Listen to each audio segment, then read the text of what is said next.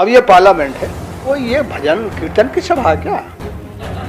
उसमें चिमटा बाबा, बाल्टी बाबा, घंटा बाबा। तो इतने मंदिर के बाद देश नहीं बदला, तो एक जगह इंसान की चर्चा हो रही थी, यहाँ भी आपने ये काम कर दिया। ऐसे इंसान है यहाँ कि जो छोटा होगा उसको काटेगा और जो बड़ा होगा वो खाएगा शराब साहब, यानी ऊपर चाटेगा और नीचे काटेगा। ये कुछ लोग देश में लोगों को वोट पाने के लिए माथा खराब किए रहते हैं कि हमारे यहाँ ये था, हमारे यहाँ धसराज जो है वो टीवी देख रहा था।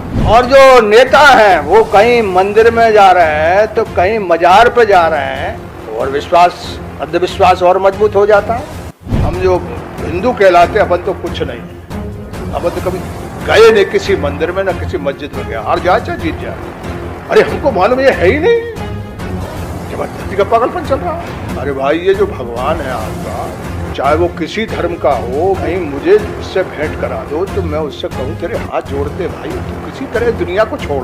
हमारा इतना पीछा कर दिया है कि पूरा दुनिया बर्बाद हो गई। पाखंडी देश है, पाखंड से भरा हुआ है। कत्लेआम धर्म के नाम से हुआ, वो युद्धों में नहीं हुआ। अब कहते हो सच बोलो, सच ये कह रहा हूँ, ये है ही नहीं कुछ। 33 करोड़ है तो सबसे पहले सुखी थे देश को होना चाहिए था कि हमने सबसे ज्यादा पहाड़, पत्थर, पशु, पक्षी, कोई चीज नहीं छोड़ी जिसको भगवान न माना। शरद यादव जी के ये शब्द अमर रहेंगे। इंसान मर जाता है लेकिन विचार अमर हो जाते हैं।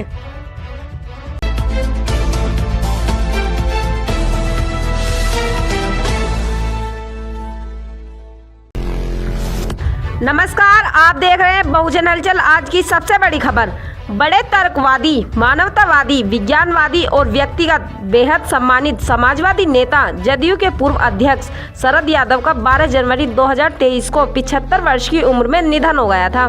उनका पार्थिव शरीर चार्ट विमान के जरिए भोपाल पहुंचा और फिर यहां से अंतिम संस्कार के लिए पैतृक गांव आखमा पहुंचा, जहां उनका अंतिम संस्कार किया गया। शरद यादव के परिवार में उनकी पत्नी रेखा, बेटी सुभाषिनी और बेटा शांतनु है। धार्मिक कर्म कांडों को तोड़ते हुए उनके बेटे शांतनु और बेटी सुभाषिनी ने मिलकर उन्हें मुखाग्नि दी। इस दौरान मध्य प्रदेश पुलिस ने भी उन्हें सलामी देकर अलविदा कहा। दरअसल 12 जनवरी 2023 को 75 वर्ष की उम्र में शरद यादव का निधन हो गया था। कार्डियक अरेस्ट होने पर उन्हें इलाज के लिए गुरुग्राम के फोर्टिस हॉस्पिटल में भर्ती कराया गया था, जहां उन्होंने अंतिम सांस ली। उनका अंतिम संस्कार मध्य प्रदेश के नर्मदापुरम जिले होशंगाबाद में उनके पैतृक गांव आखमाऊ में हुआ।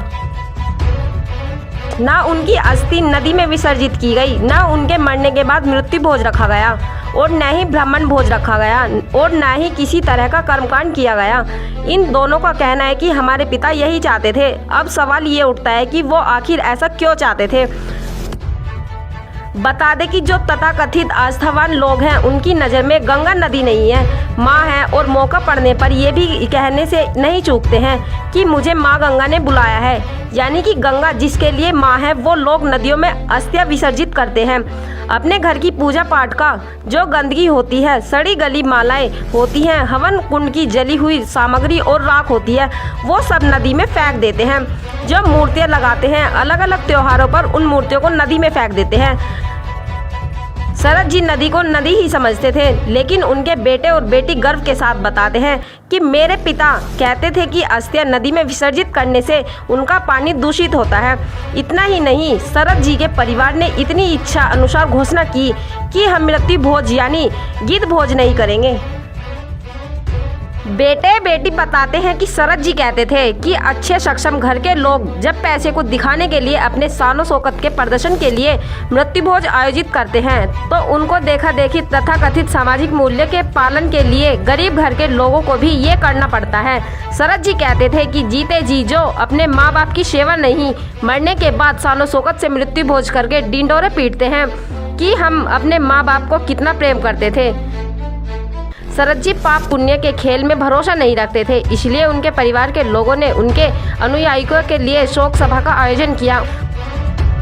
उनके बेटे और बेटी को शरद यादव जी के विचारों और आगे बढ़ाने के लिए पाखंडवाद को करारी चोट है। शरद जी के जाने के बाद उनको सच्ची आदरांजलि यही होगी कि उनके अनुसरण करते हुए पुरजोर तरीके से तथाकथित मृत्यु भोज का बहिष्कार करें। शरद जी के विचारों के अनुरूप अस्थियों को नदियों में प्रवाहित न करें, जमीन में दफन करें, नदी के पर्यावरण को बचाए, बेटे बेटी को बराबरी का दर्जा देते हुए मुख अग्नि में ये तथाकथित धार्मिक पाखंडी रोड़ियों को तोड़ दें, दोनों को बराबरी का दर्जा दें। ब्यूरो रिपोर्ट बहुजन हलचल।